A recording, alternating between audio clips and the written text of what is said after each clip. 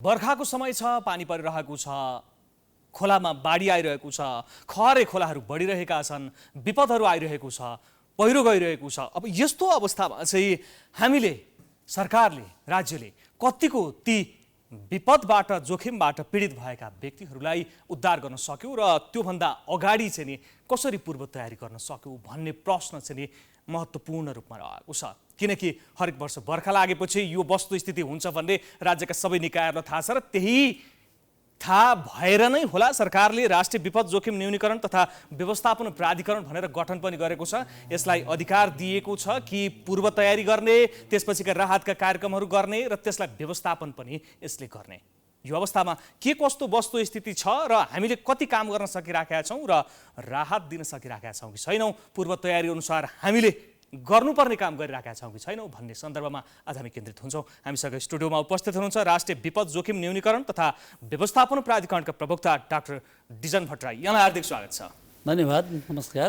देशव्यापी रूपमा अहिले जे जस्तो परिस्थिति सिनारियो आइरहेको छ, यहाँहरू कसरी अपडेट हुनुहुन्छ, कसरी काम गरिराख्नु भएको छ?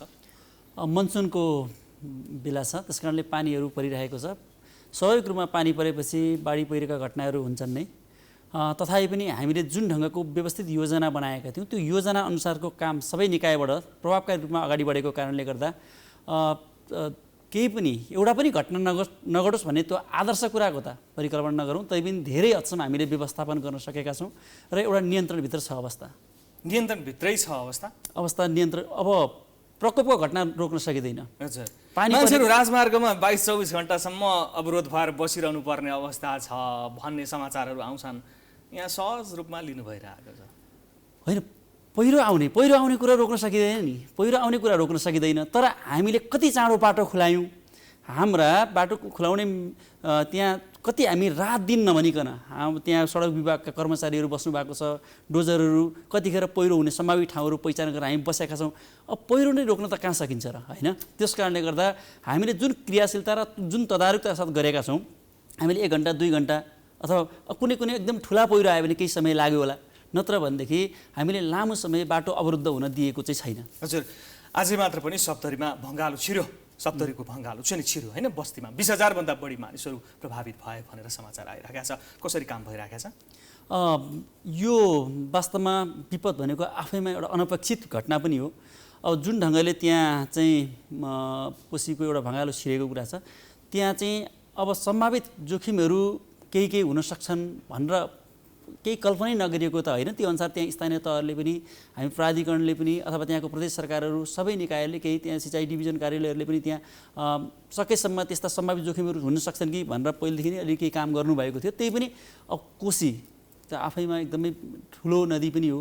अब त्यसबाट एउटा ठाउँबाट चाहिँ त्यहाँ फुटायो र भङ्गालो छिरो भन्ने कुरा आएको छ र त्यसमा चाहिँ त्यो बिहान जब त्यो खबर आउने बित्तिकै त्यहाँको जिल्ला सुरक्षा समितिहरू पूर्ण रूपमा लागेको छ, जिल्ला विपद व्यवस्थापन समिति लागेको छ, प्रदेश सरकारहरू, हामी सङ्घीय सरकार गृहमन्त्रीज्यूले तत्काल निर्देशन दिएर चाहिँ ल कहीँ पनि कुनै पनि कसर बाँकी नराख्ने, जनताको जनधनको क्षति हुन नदिन भनेर चाहिँ गृह मन्त्रालयको नेतृत्वमा पुरै टिमहरू बसेर चाहिँ आवश्यक योजना बनाएर सबै सुरक्षा निकायहरू परिचालन गरिएको छ। आज त्यो घटनाबाट धेरै मान्छेहरूलाई चाहिँ अस्थायी स्थानान्तरण गरिएको छ, अरे उहाँको जनधनको क्षति हुनको लागि स्थानान्तरण पनि गरिएको छ। यसरी त्यहाँ तिनैवटा सुरक्षा निकायहरू, तिनै तहका सरकारहरू त्यसमा क्रियाशील भएर लागेका छौँ। अब हामीलाई के विश्वास छ भने घटना त घट्यो, त्यो घटनालाई रोक्न सकिएन, तर पनि त्यसबाट हुन सक्ने जनधनको क्षतिलाई चाहिँ हामीले रोक्न सक्नुपर्छ। न्यूनतम तयारीमा हामी जाँदैछौँ, अगाडि बढ्दैछौँ, हामी त्यो बाटोमा लागेका छौँ। अझै पानी पर्यो, बर्खाको सिजन छ, पानी परि नै रहने अवस्था रहेको छ। अझै पानी परिरहने हो भने त सप्तकोशी अझै बढ्छ, त्यहाँको पानीको सतह बढ्छ। त्यसका लागि के तयारी छ? त्यसका लागि भारत सरकारसँग समन्वय गर्नुपर्ने अवस्था पनि होला, किनकि त्यहाँका ढोकाहरू खोल्नुपर्ने अवस्था पनि आउन सक्छ भनेर अघि भर्खर पनि उदयपुरका प्रमुख जिल्ला अधिकारीले मसँग कुरा गर्दै हुनुहुन्थ्यो। होइन, यी सबै कुरा गर्नुपर्छ। त्यस कारणले त्यसैले तीनवटा तहको सरकारहरू छन्। सङ्घीय सरकारले गर्ने भूमिकाहरू फरक ढङ्गले गरिराखेका छौँ। अब त्यसमा परराष्ट्र मन्त्रालयले कूटनैतिक पहलहरू मार्फत काम अगाडि बढाइरहेको छ। त्यसमा अब स्थानीय तहबाट हुने प्रमुख सुनसरीको प्रमुख जिल्ला अधिकारीले पनि त्यहाँ स्थानीय तहबाट समन्वय गर्ने काम गरिरहनु भएको छ। अब त्यस्तै गरी अब गृह मन्त्रालयले पनि आवश्यक सबै निकायसँग समन्वय गर्ने काम गरिरहनु भएको छ। त्यस कारणले गर्दाखेरि अब प्रदेश सरकार पनि उति लाग्नुभएको छ। त्यहाँ चाहिँ बिहानै विपद व्यवस्थापन समितिको बैठक पनि बस्यो, सबै तहका त्यहाँ उपस्थित हुनुहुन्थ्यो। त्यस कारणले यो हाम्रो साझा प्रयास हो। होइन। त्यसमा यति मात्र होइन, सरकार मात्रै भनेर पनि तपाईँले उन्मुक्ति पाउनुहुने अवस्था छैन। यसमा मिडियाको पनि उत्तिकै जिम्मेवारी छ होइन। त्यस्तै गरी नागरिक समाजहरू, विभिन्न डोनर एजेन्सीहरू सबै हामी साझा प्रयास र साझा सङ्कल्पले मात्रै विपद जोखिमका घटनाहरूलाई नियन्त्रण गर्न सक्छ, न्यूनीकरण गर्न सकिन्छ। त्यस कारणले गर्दाखेरि हामी सबैको साझा सहकार्य, साझा विश्वास र साझा एकताले पनि पक्कै पनि त्यहाँ हामी न्यूनतम क्षतिमा त्यहाँको समस्यालाई समाधान गर्न सक्छौँ भन्ने विश्वास लिएर अगाडि बढेका छौँ। भइसकेपछि गर्ने काम त छँदैछ, तर हुन नदिनका लागि चाहिँ सम्भाव्यताहरूको अध्ययन गर्ने काममा चाहिँ राष्ट्रिय विपद जोखिम न्यूनीकरण तथा व्यवस्थापन प्राधिकरण कहाँनिर छ? यो एकदम महत्त्वपूर्ण प्रश्न गर्नुभयो। वास्तवमा भने हाम्रो प्राधिकरणको स्थापना भएकै आज 2.5 वर्षको हाराहारी हुँदैछ होइन। जोखिमको पहिचान गर्ने कुरा वास्तवमा अलिक ढिलो नै भएको थियो। यो नीतिगत रूपमा पनि हामी अलिक ढिलो नै भयौँ होइन, र संस्थागत विकास गर्दै यसलाई अगाडि बढाउने कुरामा पनि अलिक ढिलो नै भयौँ। तर पनि अब हामी जब प्राधिकरण बनिसकेको छ, नीतिगत स्पष्टता कायम भइसकेको छ, हामी जोखिम न्यूनीकरणमा जान्छौँ भन्ने एउटा मार्गदर्शन तयार गरिसकेका छौँ।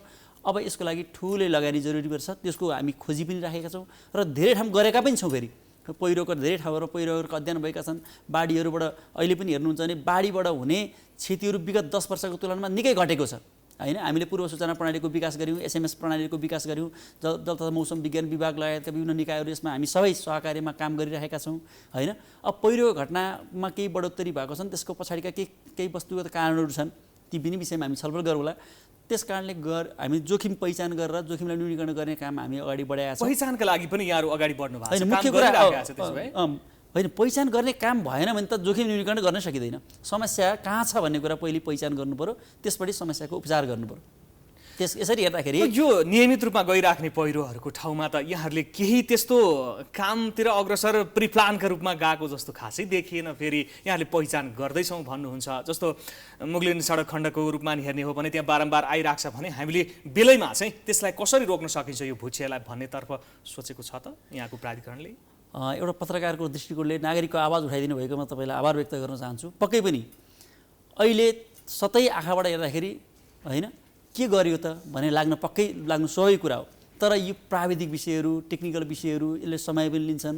अध्ययन गर्ने कामहरू अब हामीसँग भएको जुन स्रोत साधन छ, हामी जस्तो अवस्थामा छौँ, यी धेरै कुराहरू यसमा गर्दै चाहिँ के हुनुहुन्छ त त्यसै बताउनुहोस् न। हामीले यो ठाउँहरूमा चाहिँ यो अध्ययन गऱ्यौँ, यो पूर्व तयारीहरूका लागि हामी तयार छौँ भन्नुहोस् त अलिकति। विशेष गरी अहिले हामीले लगभग सिन्धुपाल्चोकका धेरै जसो ठाउँहरूमा सम्भावित पहिरोहरू कसरी कहाँ जान्छन्, कसरी जान सक्छन् र त्यसलाई कसरी न्यूनीकरण गर्न सकिन्छ भन्ने कुरा धेरै ठाउँमा अध्ययन गरेका छौँ हामीले। सिन्धुपाल्चोकको धनकुटाको महालक्ष्मी स्थानीय तह सम्भवत नगरपालिकामा हामीले त्यहाँ गएर पनि त्यसको अध्ययन गरेका छौँ। अहिले भर्खरै एउटा टोलीहरू चाहिँ पूर्वको इलाम, पाँचथर लगायतका त्यहाँका सम्भावित जोखिमहरू ठाउँ टेक्निकल टोलीले गरेर त्यहाँ गरेर हेरेर आउनुभएको छ, त्यसको रिपोर्ट निकालिरहनु भएको छ। त्यस्तै गरी बाजुरातिर, बझाङतिर यसरी धेरै ठाउँका हामीले पहिरोहरूको अध्ययन गर्न गएका छौँ र त्यसको अनुसार चाहिँ अध्ययन गर्ने, त्यसबाट डायग्नोसिस भयो समस्या यहाँ रहेछ भन्ने कुरा। के रहेछ कारण? के यो पहिरो गइराख्ने कारण? वास्तवमा पहिरो गइराख्ने कारणहरू धेरै छन्, 2-3वटा ढङ्गले हेर्नुपर्ने रहेछ यसलाई।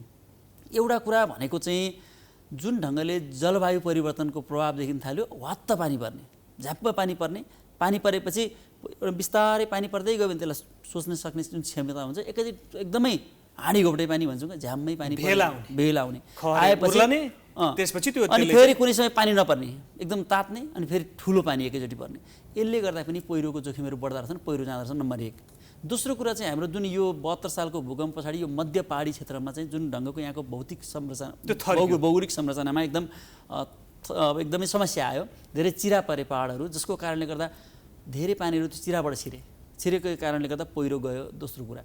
तेस्रो कुरा चाहिँ हाम्रो जुन ढङ्गले हामीले विकासको मोडालिटी थियो नि, हामीले पाहाडमा जुन सपना देखेर बाटोहरू बनाउँदै गयौँ, ती सपना देखाएका ती समृद्धिका सपनाहरू अहिले पहिरोको कारणहरू विकासले नै विनाशतर्फ लग्यो। हामीले जुन विकास गऱ्यौँ त्यो विपद संवेदनाहीन विकास जुन ढङ्गले अगाडि बढायौँ, ती अहिले हाम्रो पहिरो राज्यको योजनामै त्यसको फर्क देखियो होइन। अहिले मैले अघि भने त वास्तवमा भने जोखिम न्यूनीकरणमा हामीले जुन ढङ्गले अगाडि नै जानु पर्थ्यो त्यो ढङ्गले सही समयमा त्यतिखेर सम्भवतः हाम्रो ज्ञान, सिप, क्षमता अथवा अन्तर्राष्ट्रिय रूपमा पनि यी ढङ्गको प्र्याक्टिसहरू थिए। अहिले जुन ढङ्गले संसारको गति अगाडि बढ्दै गयो, हामी बिस्तारै त्यसमा टाइप हुँदै गयौँ होइन। पहिले रेस्पोन्सलाई नै प्रधानता दिइन्थ्यो, रेस्पोन्स गर्नुपर्छ, यो विपद भनेको त दैवी प्रकोप, दैवको लीला हो भनिन्थ्यो। अहिले बिस्तारै होइन, यो त हाम्रो मान्छेको कारणले हुँदो रहेछ, मान्छेले गरेको असावधानीको कारणले हुँदो रहेछ, भूकम्पले मान्छे मार्ने होइन रहेछ, हामीले बनाएका संरचनाले मान्छे मार्ने रहेछ होइन। पहिरो आउने त डाँडाकाँडामा कति पहिरो आउँछ नि, तर हामी कस्तो हाम्रा गाउँ बस्तीमा आएको पहिरो पो विपद भयो त होइन। त्यस कारणले गर्दा यी धेरै कुराहरू जुन ढङ्गले विकास हुँदै आए होइन, विपद जोखिम न्यूनीकरणमा लाग्नुपर्छ भन्ने एउटा कन्सेप्चुअल क्लियरिटी पनि हुँदै गयो। अब धेरै कुराहरू स्पष्ट हुँदै गएका छन्। अबको केही समय पछाडि चाहिँ तपाईँले यसै गरी उभ्याउँदै गर्दाखेरि एउटा राज्यको प्रतिनिधिको रूपमा हामीलाई धेरै बाहना बनाउने छुट छैन। तर आज चाहिँ हिजो हामीले गरेका धेरै कमजोर, थोरै समय छ, थोरै समय भयो, भर्खर प्राधिकरण गर्दैछौँ, हामी गर्दैछौँ, अध्ययन गर्दैछौँ भन्ने खालका बाहना बनाउन पाइएको छ। होइन, यो काम हुँदैछ, काम गर्दैछौँ। काम गर्नको निम्ति बाटो सुरुवात भइसकेको छ होइन। अब हामीले अहिले तपाईँले हेर्नु, एउटा हामीले यसलाई कसरी हेर्ने, विपद पोर्टल भन्ने एउटा सिस्टमबाट पनि तपाईँले आज धेरै कुरा हेर्न सकिन्छ। आज हामीले विपद पोर्टलमा पनि 12-13वटा पालिकाहरूको चाहिँ प्रत्येक घर वाइज त्यो घरको इन्फर्मेसन, पर्सनल इन्फर्मेसन सहितको त्यहाँका जोखिमहरू के कस्ता छन्, त्यहाँ कस्ता कस्ता भल्नरेबिलिटी छन्, भयो भने यदि जोखिम भयो भने के गरेर रेस्क्यु गर्ने, हामीसँग त्यहाँका सम्भाव्यता के छन्, हामीले पुरै पिक्चरको रूपमा भिजुअलाइज्ड बनाएर पिक्चरको रूपमा राखेका छौँ। कुनै घटना त्यो ठाउँमा गयो भने आज हामी यी बसी सिस्टमबाट चाहिँ त्यसको। डाक्टर साहब, यहाँको तथ्याङ्क अनुसार चाहिँ कति प्राकृतिक प्रकोप भएछ यो वर्षभरि, केही छ त्यस्तो तथ्याङ्क? अब यो विशेष गरी मनसुनको समयलाई हेर्ने भनेदेखि चाहिँ मनसुनको समयमा 35 जनाको चाहिँ दुःखद निधन भएको छ। 3 जना बेपत्ता हुनुहुन्छ भने 39 जना घाइते हुनुहुन्छ। विशेष गरी 43वटा जिल्लाहरू अलि बढी प्रभावित देखिन्छन् यो मनसुनको घटनाले। अझ अलिकति हामीलाई झस्काएको पनि, अलिकति जोखिम लागेको कुरा पनि चट्याङबाट हामीले त्यति धेरै महत्त्व नदिएको विषय थियो। तर यो असार 1 गतेदेखि आजको मितिसम्म आउँदा चट्याङबाट 30 जनाको मृत्यु भएको छ। यो ठुलो सङ्ख्या हो यो। घाइते 95 जना चट्याङको कारणले घाइते भएका छन्। त्यस कारणले यो सङ्ख्या पनि एकदमै अलिक जोखिमपूर्णै देखिन्छ। यो चट्याङको अब थोरै कुरा उठाइहाल्नुभयो, ठुलै देखियो यो दुर्घटना होइन, केही गर्न सकिन्छ यसको न्यूनीकरणका लागि? हामीले अब यो त फेरि न्यूनीकरण गर्न नसकिने खालको हो कि सकिने खालको? एकदम होइन, सकिन्छ। आज पनि हामी घरभित्र चाहिँ हामी लाइटिङ रडको कुराहरू गरिरहेका हुन्छौँ होइन। अब त्यसले चट्याङबाट जोगिनको लागि भनेर भनिरहेका हुन्छौँ। त्यस कारणले गर्दा सचेतनाका हिसाबले आम नागरिक कतिको सचेत छन् त? यो कुरा चाहिँ सबैभन्दा अहिलेको च्यालेन्जै यही हो। यहाँहरूलाई पनि च्यालेन्ज, हामीलाई मात्रै होइन, आम विपदको क्षेत्रमै च्यालेन्ज भनौँ। हामी त एउटा एज अ लिडको रोलमा आम जनताको सुरक्षा प्रदान गर्नको निम्ति सरकारको तर्फबाट एउटा नेतृत्वदायी भूमिका मात्रै गर्छौँ। त्यस कारण हामीलाई मात्रै च्यालेन्ज होइन, यो जनताकै च्यालेन्ज के हो भन्दाखेरि हामी विपदलाई बुझ्ने कुरोमै समस्या छ। आज पनि हेर्नु त, हामी हाम्रो घर आफू बस्ने घर बनाउँदाखेरि आफू बस्ने घर एउटा मापदण्ड अनुसार बनाउन भनेर राज्यले भन्दा हामी सकेसम्म मापदण्ड कसरी मिच्न सकिन्छ भनेर प्रयास गर्छौँ। आफू बस्ने घर, आफूलाई आफै जोखिम राख्नको निम्ति भनेको त आफू नबुझ्नु होइन। खोलाको किनारमा बस्दा बाढी आउँछ, बगाउँछ भन्ने कुरा नबुझ्दाखेरि हामी बाढीबाट बग्न बाध्य हुन्छौँ। बुझेर पनि बुझ पचाओ कि नबुझेकै रहेछ डाक्टर साहब? होइन, यस्तो बुझ पचाउने भन्ने हुँदैन। मान्छेले आफ्नो जीव ज्यानलाई जोखिममा राखेर बुझ पचाउँदैन मान्छेले। त्यो अझै पनि हामीले यो सेक्टरमा, यो क्षेत्रमा मान्छेलाई गहिरोसँग यसको बोध गराउनु जरुरी छ। यो संस्कृतिको रूपमा विकास गराउनु जरुरी छ होइन।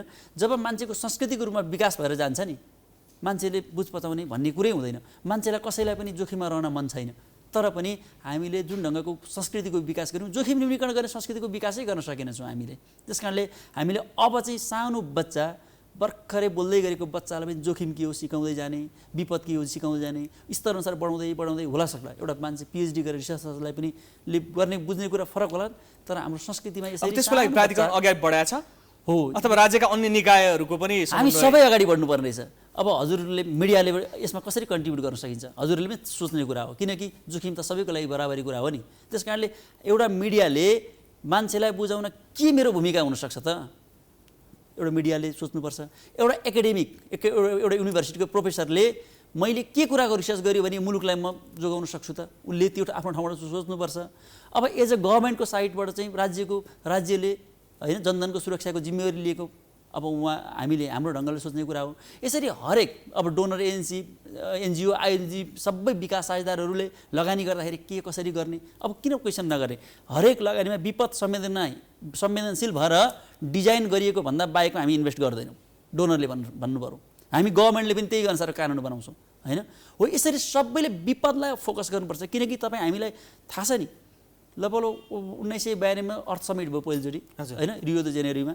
त्यतिखेर आज कति समय भयो त्यो समय बितेको 30 वर्ष हुँदैछ 30 वर्षको बिचमा पहिलोचोटि क्लाइमेट चेन्ज भन्ने कुरा विश्वव्यापी रूपमा बहस हुँदै गर्दा आज क्लाइमेट चेन्जको प्रभावको कारणले हाम्रो यो त्रासदी भइसकेको छ भने अबको 30 वर्षमा के होला त्यसकारणले हिजो जुन ढङ्गले यसलाई खेलाँची सोचियो विपद भनेको सामान्य विषय भनेर जसरी हेलचेक्राइ गरियो हैन अब त्यसरी हेलचेक्राइ गर्यो भने पक्कै हामी एउटै डुङ्गामा छौँ हामी सबैजना त्यही डुङ्गाबाट डुब्ने हो त्यसकारणले यहाँ सरकारले मात्रै के गर्यो भने सरकारले मात्रै आलोचना गर्ने अथवा यो स्थानीय तहले के गर्यो लिडरसिपमा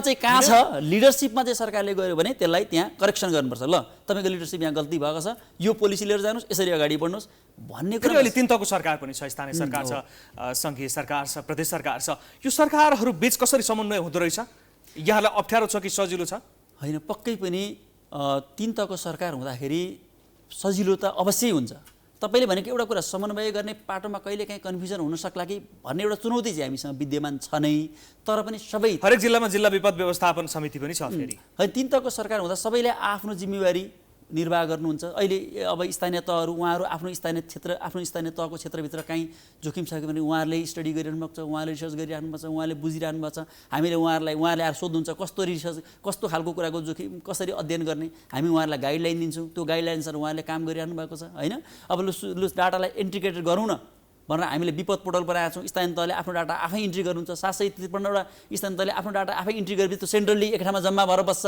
हैन अनि सबैले सबैको डाटा हेर्न सकिने अवस्था छ अब प्रदेश सरकारहरू हुनुहुन्छ प्रदेश सरकारले आफ्नै उहाँहरूको प्रदेशको विपद व्यवस्थापन समितिहरू छ उहाँ आफै क्रियाशील हुनुहुन्छ स्थानीय विपद व्यवस्थापन समिति छ जिल्ला विपद व्यवस्थापन समिति छ हो यसले पनि के गर्यो भन्दाखेरि अब सम्माननीय प्रधानमन्त्रीको अध्यक्षतामा रहेको राष्ट्रिय परिषद विपद जोखिम न्यूनीकरण तथा व्यवस्थापन राष्ट्रिय परिषददेखि वडा स्तरसम्मका यी समिति त सबै विपद जोखिम न्यूनीकरणको निम्ति काम गर्छन् जो हैन व्यवस्थापनको निम्ति काम गर्छन् त्यसकारणले सबैले काम गर्दाखेरि पक्कै पनि हिजोको दिनभन्दा यो गुणात्मक रूपमा सुधारिएको अवस्थामा छ हैन अब सन्तुष्ट हुने अवस्था छ कि छैन डाक्टर साहब यति कुरा बताउनुहोस् त मलाई हिजोदेखि आजसम्म यहाँहरूको प्राधिकरण यहाँले भन्नुभयो 2 वर्ष भयो हामी चाहिँ नि एक्टिभली काम गर्न थालेको यहाँले काम गर्न थालिसकेपछि जुन प्रधानमन्त्रीको मातहतमा रहेको विपद जोखिम न्यूनीकरण तथा व्यवस्थापन राष्ट्रिय परिषद र यहाँहरूको मातहतमा रहेको राष्ट्रिय विपद जोखिम न्यूनीकरण तथा व्यवस्थापन यो प्राधिकरण छ यिनीहरूले काम गर्दै जाँदाखेरि सन्तुष्ट हुने अवस्था कति बिन्दुमा माथि उक्लेछ यो तपाईले जवाफ दिनुपर्छ खासमा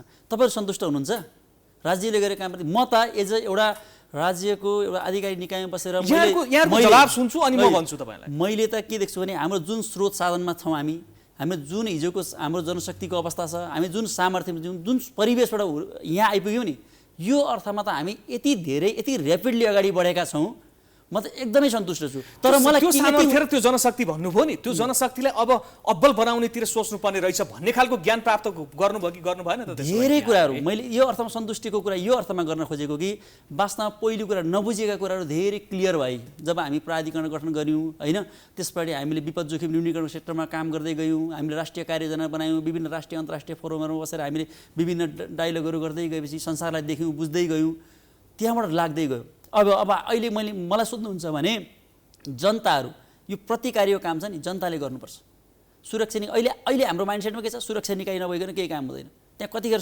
सुरक्षा निकाय त ब्याकअपमा बस्ने हो त्यहाँका जनताले पनि सिकाउनुपर्छ कसरी आग लाग्यो भने कसरी तिमीले आगोलाई नियन्त्रण गर्ने हैन मान्छेलाई न्यूनतम कसरी बाढीबाट निकाल्ने पहिलो त जनता हुन्छ नि त्यहाँ पुग्छ त्यसकारण त्यो सबै जनतालाई स्थानीय तहले है त्यो जनतालाई स्थानीय तहले सिकाउनु पर्यो त्यो तालिम दिनको लागि तालिम केन्द्रहरू स्थानीय तहलाई निर्देशन यहाँहरु माथिल्लो निकायबाट जानु पर्यो फेरि निर्देशन मात्रै यहाँहरुलाई फेरि आर्थिक समस्या पनि भन्लान् फेरि स्थानीय तहले निर्देशन मात्रै हैन सहकार्य हो हामीले निर्देशन दिने निकाय हैन हामी सहकार्य गर्ने निकाल्ने हो हामी तिनै तहको सरकारहरूले सहकार्य गरेर त्यसमा सहकार्यका विभिन्न मोडालिटी हुन्छन् कहिलेकाहीँ आर्थिक कुराको सहकार्य होला कहिलेकाहीँ चाहिँ नीतिगत कुराहरुमा एकरूपता कायम गरिदिने कुराको सहकार्य होला कहिलेकाहीँ चाहिँ एउटा नलेज ट्रान्सफरको सहकार्य होला हैन कहिलेकाहीँ समन्वय गोष्ठी गरेर सहकार्य गर्ने कुरा होला यसको मोडालिटी फरक छन् त्यसकारणले गर्दा हामी तिनै तहका सरकारहरू आपसमा सहकार्य गर्ने जनतालाई स्थानीय तहका जनतालाई विपदको जोखिमबारे बुझाउने उहाँहरुलाईको क्षमतामा अभिवृद्धि गराउने उहाँहरु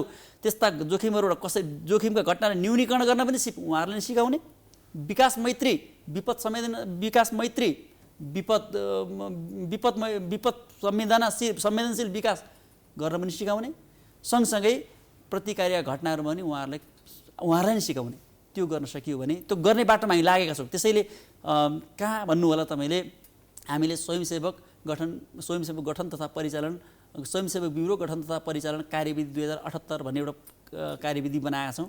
त्यो कार्यविधि मार्फत हामीले देशैभरि केन्द्रीय स्तरमा प्रदेश स्तरमा स्थानीय स्तरमा स्वयंसेवकहरू निर्माण गर्ने, त्यो स्वयंसेवकलाई स्थानीय स्तरमा स्थानीय तहले तालिम प्राप्त बनाउने, उहाँहरूलाई परिचालन गर्ने, प्रदेश स्तरमा प्रदेश सरकारले स्वयंसेवक बनाउने, प्रदेश स्तरमा उहाँहरूलाई लिएर जाने, सङ्घीय स्तरमा केन्द्रीय स्तरमा पनि प्राधिकरणले त्यो कहिलेसम्म हुन्छ? हामीले त अब फेरि प्रतिकार्य यहाँले कुरा गर्नुभयो, उही स्थानीय के अरे तहका मान्छेहरू पनि प्रतिकार्यका लागि चाहिँ सुरक्षा तिनैवटा सुरक्षा सशस्त्र प्रहरी, नेपाल प्रहरी र नेपाली सेना लगाएर चाहिँ प्रतिकार्य गर्ने, उद्धार गर्ने भन्ने खालका कुराहरू मात्रै आम नागरिकको दिमागमा छाप परेको छ। त्यही भएर त चेन्ज गर्नु छ। त्यही भएर त हामी यो कुरा फेरि सुरक्षाकर्मी बिना भनेको होइन है, उहाँहरू जहिले ब्याकअप बस्ने, उहाँहरू त राज्यको अन्तिम शक्ति नै भइ नै हाल्नु भयो नि, त्यस कारणले उहाँहरू त जरुरी नै छ।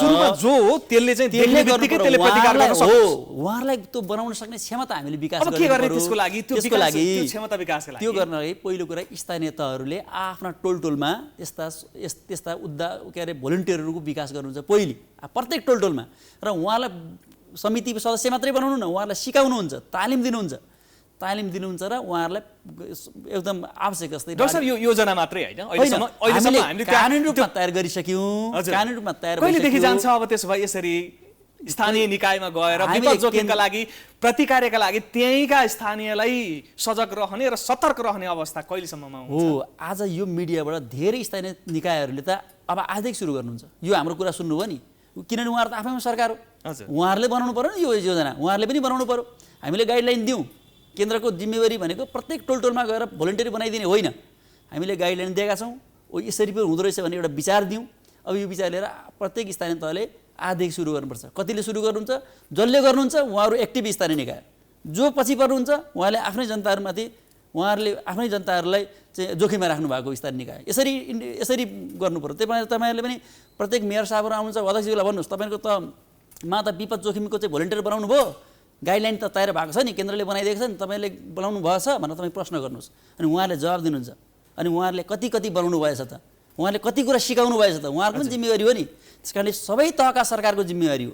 हामी केन्द्रीय सरकारले उहाँहरूले भन्नु पर्यो, तपाईँ केन्द्रीय सरकारले अथवा प्राधिकरणले गृह मन्त्रालयले यो काम गरिदियोस्, हामी उहाँहरूलाई के कुरा फेसिलिटी गर्ने हामी। ठिक छ, त्यो स्थानीय तहको कुरा। डाक्टर साहब अन्तिममा पनि छु, म थोरै समय मात्र बाँकी छ। अब राहतको प्रक्रियामा पुग्दाखेरि अब दुर्घटना त भइ नै हाल्यो, राहतको प्रक्रियामा पुग्दाखेरि राम्रो व्यवस्थापन गर्न सकेको छैन भनेर गुनासाहरू आउँछन्। के छ यहाँको यसमा जवाब? अब यहाँको कोषमा अर्बौं रुपियाँ पनि छ, तर चाउचाउको प्याकेट पनि पाउन गाह्रो छ पानी पिउनको लागि भन्ने गुनासा सुनिन्छ क्या? होइन, समस्याहरू चुनौतीहरू पक्कै पनि नहुने भन्ने हुँदैन, चुनौतीहरू पक्कै छन्। कमजोरी किन यस्तो हुन्छ? कमजोरी नै फेरि कमजोरीको तह भन्ने कुरा चाहिँ कमजोरी त फेरि यो पर्सेप्सन हुन्छ नि मान्छेले, आफूलाई कुन मान्छेलाई उसलाई पोजिटिभ पऱ्यो भने ओहो कति राम्रो गर्यो भन्ने, अलिकति उसलाई मन पऱ्यो भने खतम छ भनेर यसरी पनि गर्नु हुँदैन, यसरी विश्लेषण गर्नुहुन्न। आज हाम्रो गोदाम घरहरूमा अब हामीले अपेक्षा गरे अनुसारको विपद हुँदाखेरि व्यवस्थापन गर्न सक्ने हामीसँग राहत सामग्री छ होइन, विभिन्न साझेदार समस्या छ। अनि विभिन्न साझेदार निकायहरू हुनुहुन्छ, उहाँहरूले पनि यसलाई व्यवस्थापन गर्नुहुन्छ। हामीले एकद्वार नीति बनाएका छौँ, एकद्वार नीति अनुसार व्यवस्थित ढङ्गले राहतको वितरण गर्नुपर्छ भन्ने पनि हामीले गरेका छौँ। त्यस कारणले गर्दाखेरि हामीलाई त्यसमा समस्या छैन। त्यस कारण कहिले काहीँ समस्या आउन सक्छ भन्ने कुरा लागेर, किनकि घरबारविहीन भइसकेका त्रिपाल मुनि बसेकाहरूलाई दसैँको मुखमा धेरै जसो बर्खा त्यही समयमा हुन्छ, त्रिपाल मुनि दसैँ मनाउनु पर्यो, 10-20 हजार दिन्छ राज्यले, कसरी सकिन्छ भन्ने खालका गुनासा विगत वर्षहरूमा पनि थिए। यसलाई ठ्याक्कै यसै गरी व्यवस्थापन गरौँ, यिनीहरूलाई उचित ढङ्गबाट व्यवस्थापन गरौँ भन्ने खालको सोच राज्यको छैन? किन नहुने, गजबले छ, सोच मात्रै छ, सोच होइन। आज पनि हामीले 1 अर्ब 12 करोड भन्दा 2 वर्षमा 77 र 78 सालमा 1 अर्ब 12 करोड त हामीले निजी आवास बनाउनको निम्ति अनुदान रकम दिएका छौँ। लगभग यो अनुदान रकमले 5-6 हजारहरू घरहरू बन्दैछन्, जुन चाहिँ बाढी र पहिरोको कारणले क्षति भएका घर बन्दैछन् 2 वर्षको बिचमा। 77 र 78 सालको मात्रै तपाईँले डाटा दिएको 1 अर्ब 12 करोड भन्दा बढी रकम हामीले जिल्ला विपद व्यवस्थापन समितिमा पठाइसकेका छौँ र जिल्ला विपद व्यवस्थापन समितिले सबै पीडितले राहत पाएका छन्। त्यसो भए अब यो पैसा हामीले जिल्ला विपद व्यवस्थापन समितिमा पठायौँ। त्यहाँ प्रमुख जिल्ला अधिकारीज्यूले सबैको तथ्याङ्क सङ्कलन गर्ने, स्थानीय पालिकासँग समन्वय गरेर उहाँहरूको घर बनाइदिने पैसा हो। पहाडी हिमाली जिल्लामा 5 लाख, पहाडी जिल्लामा 4 लाख र तराईको जिल्लामा 3 लाख आग लागि र बाढी पहिरोबाट कसैको घर क्षति भयो भने राज्यले उसको घर बनाइदिन दिने अनुदानको रकम हो यो पैसा।